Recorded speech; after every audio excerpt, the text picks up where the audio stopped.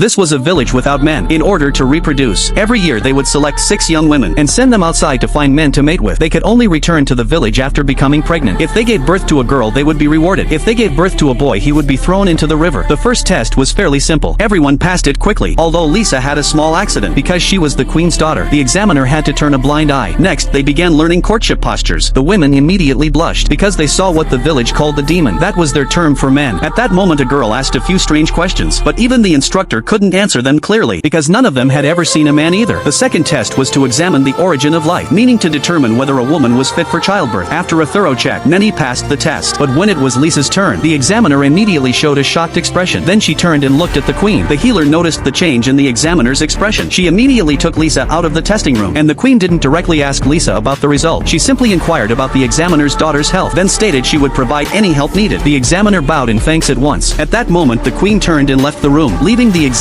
with a heavy heart. The next day, the third test began. This test was much more difficult. The examiner brought out a plate of beans and told each woman to hold a bean between her thighs. The time limit was 1 stick of incense. If the bean fell, they would be eliminated. First, they had to complete a 5-kilometer round-trip run. Partway through, one woman's bean suddenly fell. She didn't want to be eliminated and quickly picked it up, but the sharp-eyed examiner immediately expelled her. The remaining women gave it their all and ran hard. After about 2 kilometers, they had to climb a ladder and grab a red cloth with their name on it. Then came jump rope. Each woman had to jump 6 times before leaving, but the bean had to stay in place. Otherwise, even if they jumped 6 times, they'd still be eliminated. After jump rope, they started sprinting back as fast as they could. If the incense burned out before they reached the finish line, they'd be out. Many had already crossed the finish line, but Lisa collapsed right before reaching it. Seeing the incense nearly burnt out, Mary rushed back to help Lisa. With both of them supporting each other, Lisa finally completed the test with great difficulty. The queen showed a satisfied smile, and aide reported that only one test remained tomorrow. That test was called the temptation of the devil. In simple terms, it was about how to seduce a man.